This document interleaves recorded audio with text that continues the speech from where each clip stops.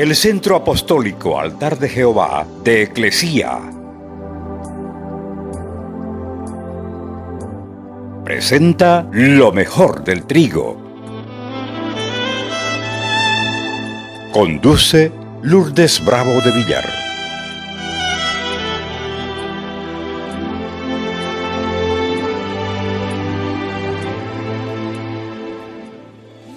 Éxodo capítulo 21, verso 2.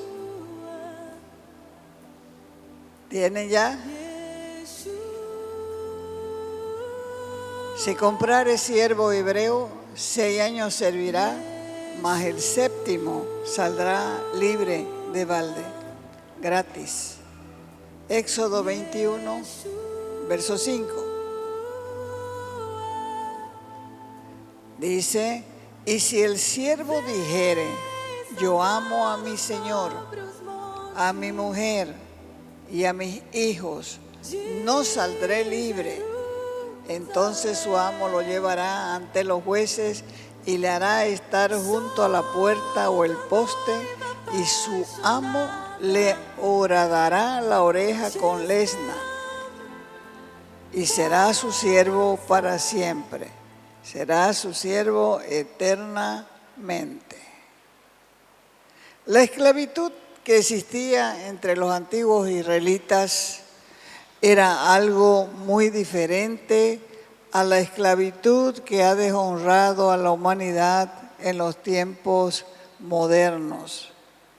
Las leyes relacionadas con la esclavitud fueron hechas con el propósito de reglamentarlas, con el objetivo final de ponerle fin.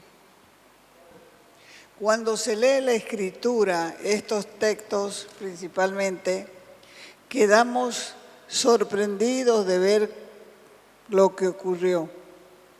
Dios, al contemplar la ley, vio que el pueblo hebreo había salido recién de la esclavitud.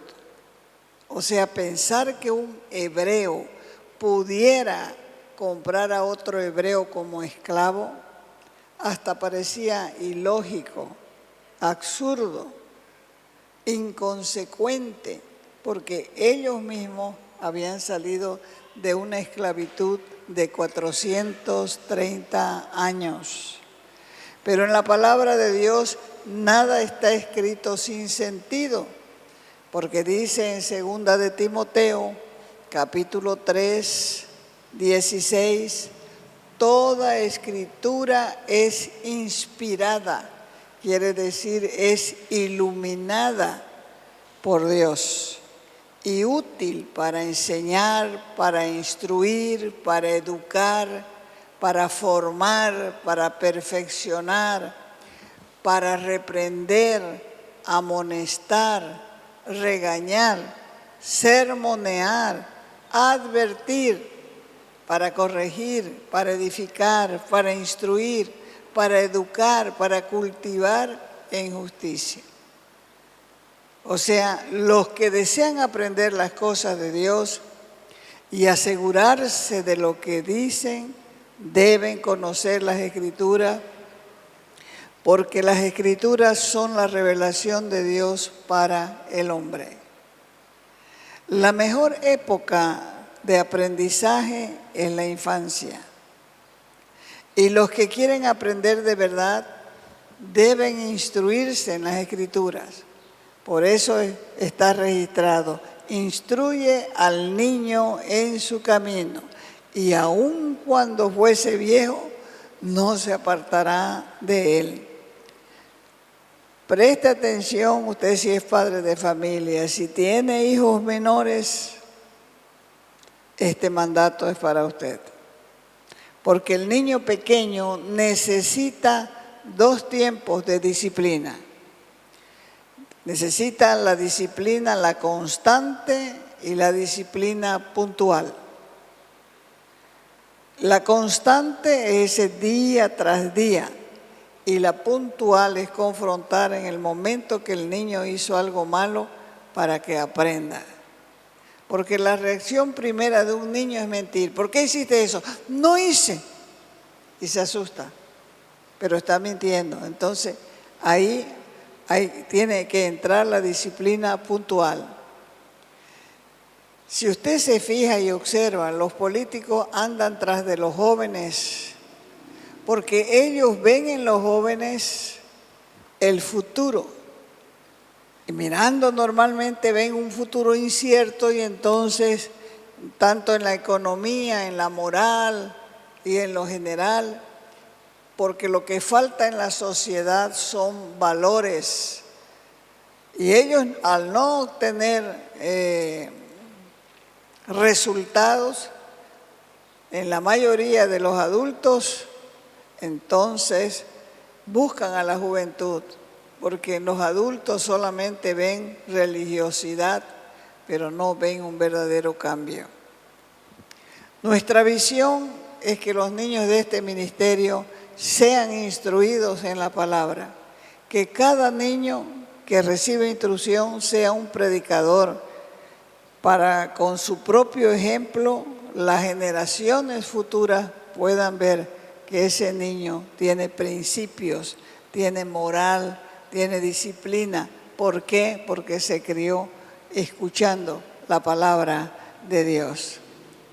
La Biblia es una guía segura, porque los profetas y los apóstoles no hablaban por sí mismos, sino que entregaban lo que recibían de Dios. Por eso, quien es instruido en la Escritura tiene una ventaja sobre los demás, porque tiene valores y tiene principios. Segunda de Pedro, capítulo 1, verso 21, dice: pues nunca ninguna profecía fue dada jamás por un acto de voluntad humana, sino que los hombres, inspirados por el Espíritu Santo, hablaron de parte de Dios. Dios tiene una palabra firme, estable, segura, en la cual podemos descansar, podemos apoyarnos, porque el Espíritu Santo va a lanzar la palabra a la mente que está ciega, a la mente que está entenebrecida. Le va a alumbrar como un fogonazo, como un destello, como un resplandor, aclarando en el interior de esa persona para que pueda entender el verdadero sentido y significado de la palabra. El creyente sabe que la Biblia es la palabra de Dios, porque cuando la escucha siente el poder de ella y ve ahí en la misma Escritura cientos de profecías cumplidas acerca de la persona y la salvación de Cristo, formando de esa manera una prueba irrefutable de la verdad del cristianismo.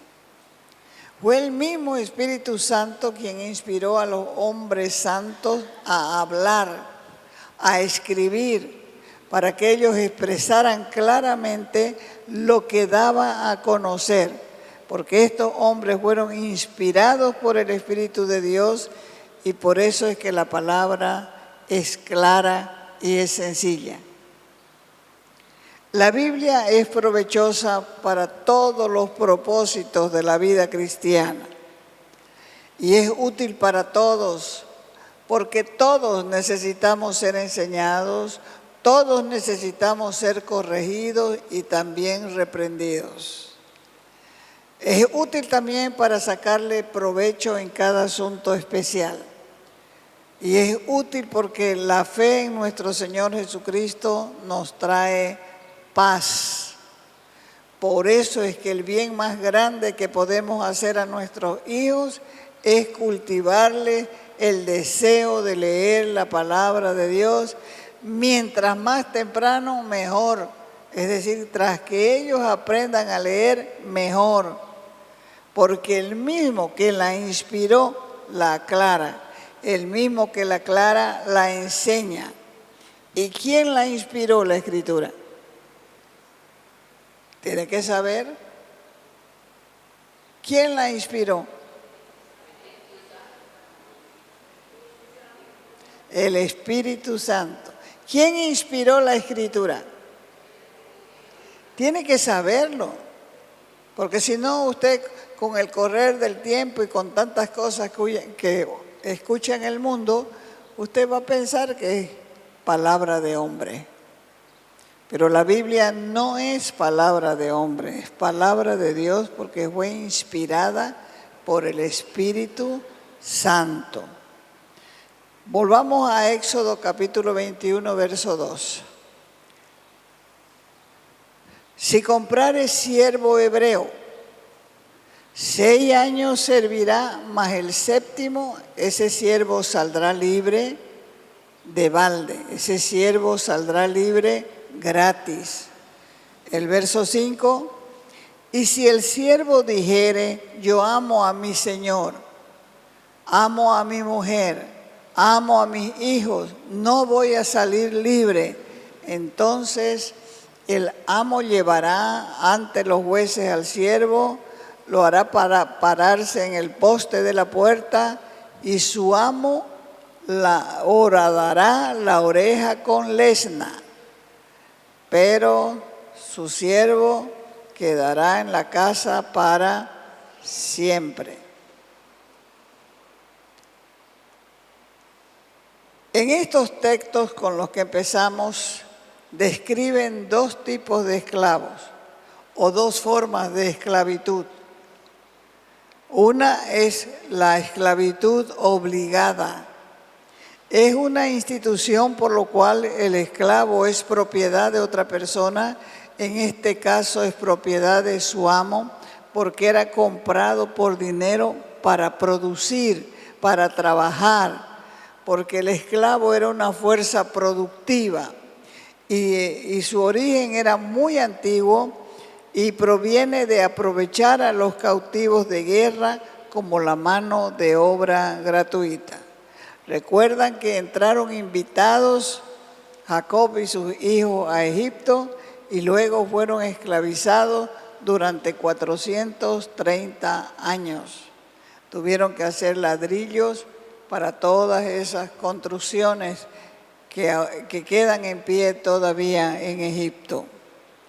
También había otra venta de esclavos.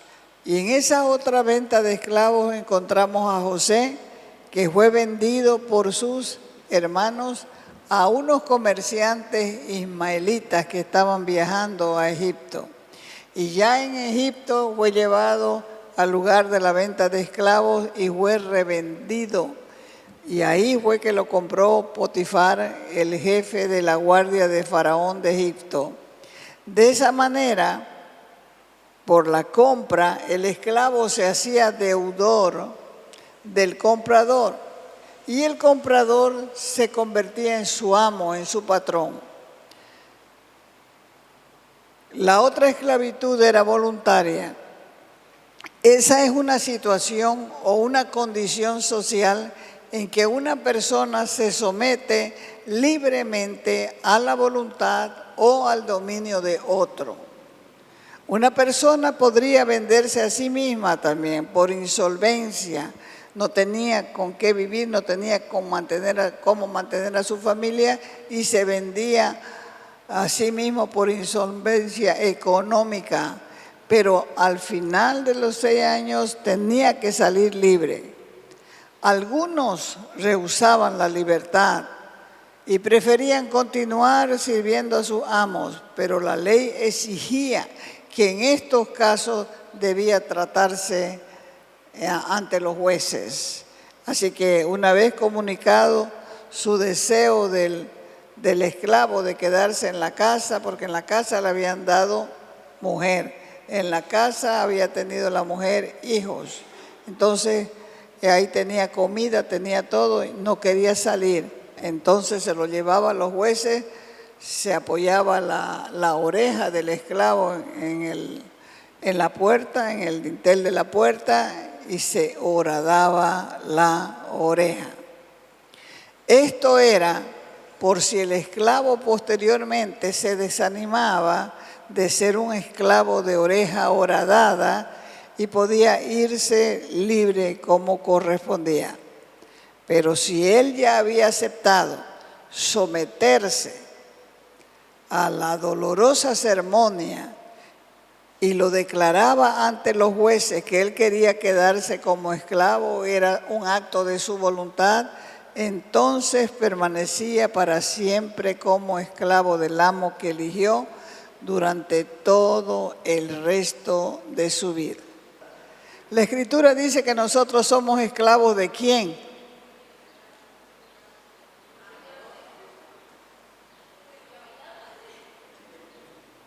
La Escritura, estoy diciendo, la Escritura dice que nosotros somos esclavos ¿de quién?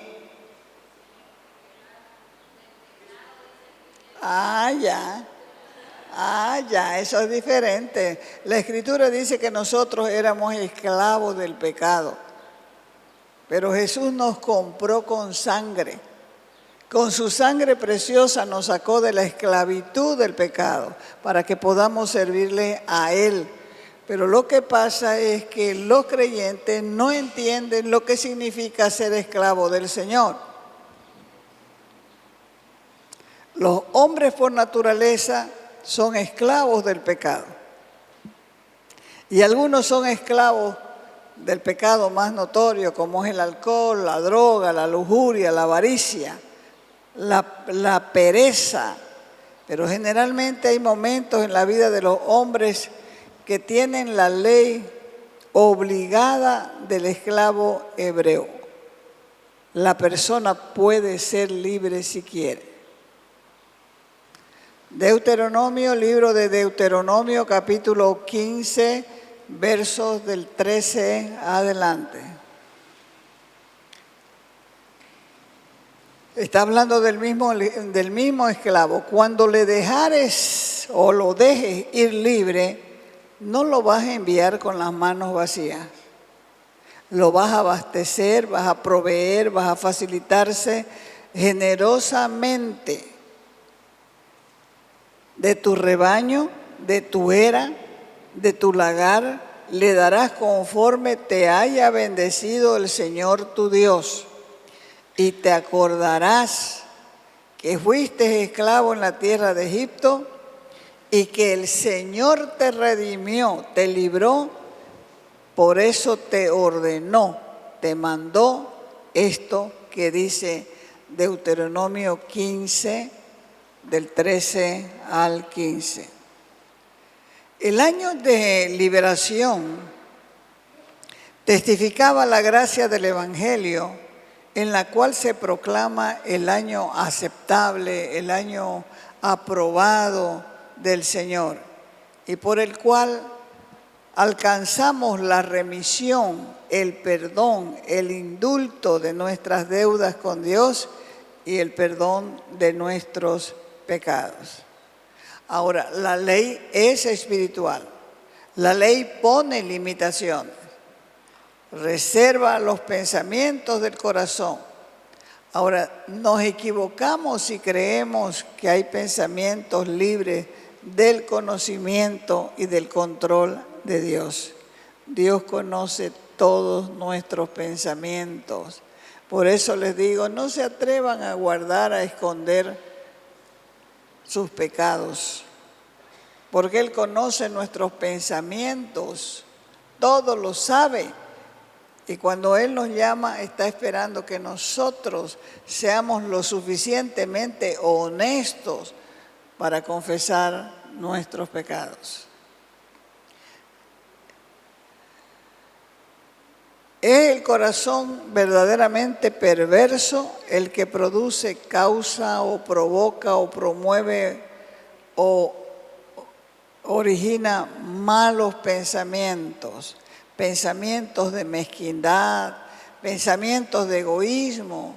Por eso los que quieren cuidarse de pecar deben mantener su mente limpia de pensamientos pecaminosos.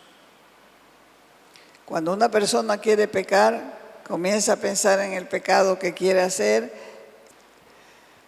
Entonces comienza uno a acariciar el pecado y termina pecando o no termina. Termina pecando porque está acariciando. Uno debe saber de dónde vienen esos pensamientos, si los pensamientos son nuestros. si son del enemigo o son de Dios.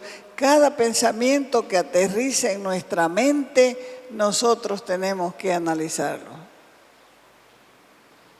Por eso la ley dice que no debemos olvidarnos que nosotros fuimos esclavos. Y los creyentes fuimos esclavos ¿del qué? Del pecado. Entonces habla de darle al que es liberado de la esclavitud bienes, porque mientras fueron esclavos en Egipto, ellos no recibieron ningún tipo de salario. Tenemos que recordar que como deudores ante la justicia divina, no tenemos con qué pagar nuestros pecados. Jesús se sometió voluntariamente a la violencia de sus enemigos para realizar un sacrificio expiatorio del plan eterno de Dios. Por eso el Señor, dice la Escritura, se hizo pobre. ¿Para qué? Para que nosotros fuésemos enriquecidos. El Señor se ofreció en sacrificio para pagar el rescate de los esclavos del pecado.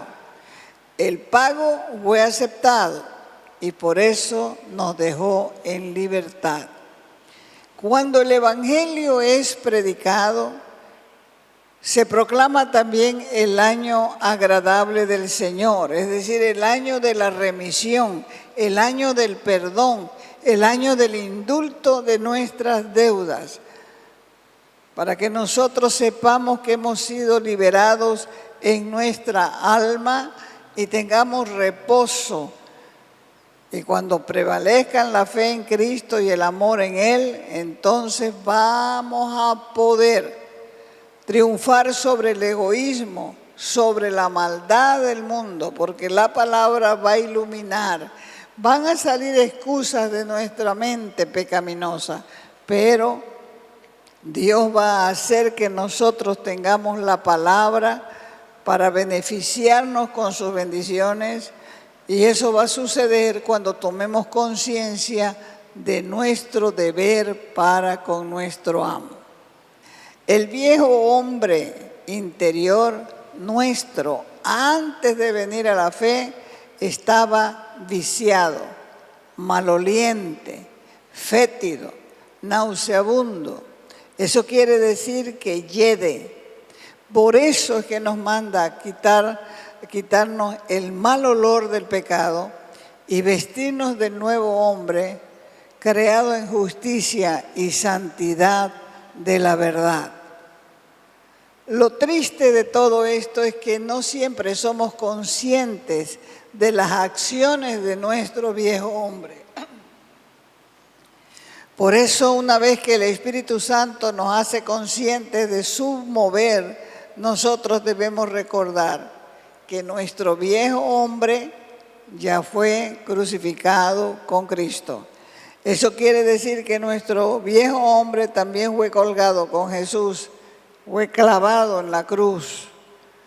Y vamos a poder declarar entonces, como decía el apóstol Pablo, Gálatas 2:20. Pablo decía a los Gálatas en el capítulo 2, verso 20, con Cristo he sido crucificado. Y ya no soy yo el que vive, sino Cristo vive en mí. Y la vida que vivo ahora en la carne, la vivo por la fe en el Hijo de Dios, el cual me amó y se entregó a sí mismo por mí. Quiere decir que nosotros, cuando venimos al Señor Jesucristo, tenemos que reconocer que ya fuimos crucificados juntamente con Cristo. Y lo que Él quiere es que nosotros ya no vivamos en la carne, sino que vivamos por la fe en el Hijo de Dios, porque por amor Él se entregó a sí mismo, por amor a cada uno de nosotros. Ahora, volvamos al esclavo que dice acerca de lo que pasaba en el 7º año. Volvemos al Éxodo 21, capítulo 21, 5 y 6. Y si el siervo dijere, yo amo a mi Señor, amo a mi mujer, amo a mis hijos, no voy a salir libre. Entonces su amo lo llevará ante los jueces y le hará estar junto a la puerta o el poste, y su amo le horadará la oreja con lesna, y será el esclavo su siervo para siempre. ¿Qué era lo que tenía que decir el hombre para quedarse en la casa del patrón para siempre? Yo amo a mi Señor, no quiero salir libre. Como dije antes, el amo, de acuerdo a la ley, tenía que llevarlo ante los jueces. Tenía que hacer que su oreja fuera horadada, y entonces el siervo quedaba como esclavo para siempre en la casa de su amo. Aquí hay una revelación, y es que Dios espera este tipo de servicio de su siervo. Cuando uno viene a la fe, uno se ofrece para servir a Dios. Uno quiere servir a Dios. Uno quiere agradar a Dios y se ofrece. A primera vista impresiona aquí la decisión de este esclavo, porque cumplidos los 6 años, su amo debía dejarlo libre, y no solamente dejarlo libre, sino que tenía que bendecirlo con bienes. Pero este esclavo que renunciaba a su libertad y a su derecho de los bienes, se convertía en un esclavo voluntario para siempre. Y eso sorprende, porque ¿qué le pasaba a este hombre? Esta, en primer lugar, era una decisión tremenda, porque habla bien de la lealtad de este esclavo. Reconoce el buen trato que estuvo en la casa de su patrón. Sabe valorar, sabe apreciar, sabe estimar a su patrón. Además, él sabía que no tenía otra opción, no había otra oportunidad de libertad. Era ahora o nunca, porque él iba a perder su libertad para siempre. No podía desanimarse y después decir, bueno, ya no quiero. Era para quedarse en la casa del patrón para siempre. Ahora pregúntese, ¿por qué un esclavo estaría dispuesto a tomar esta decisión? La decisión de este esclavo no hace otra cosa que resaltar, distinguir y destacar la calidad de los atributos que tiene el amo. ¿Quién querría hacerse esclavo por amor y por toda su vida de un mal amo? Si el amo era malo, si el amo era agresivo, ¿quién querría permanecer como esclavo toda su vida? Seguramente nadie, porque esto no va con la naturaleza humana. Aun cuando el amo fuere justo y bueno, no estaríamos dispuestos a perder nuestra libertad, a perder nuestros derechos para hacernos esclavos de por vida. Entonces, ¿qué es lo que nos quiere decir esta porción de la Escritura? Nos habla de la calidad del Señor que tenemos. Él es el buen amo y nosotros somos sus nuevos esclavos. Él es el único digno que merece que nosotros seamos esclavos para siempre. Es por eso que no debe ser la decisión del esclavo lo que llama nuestra atención, sino la calidad de amo que tiene para que este esclavo tome la decisión, porque esta decisión no es fácil para nadie, ni para nosotros, porque tenemos que pagar un precio.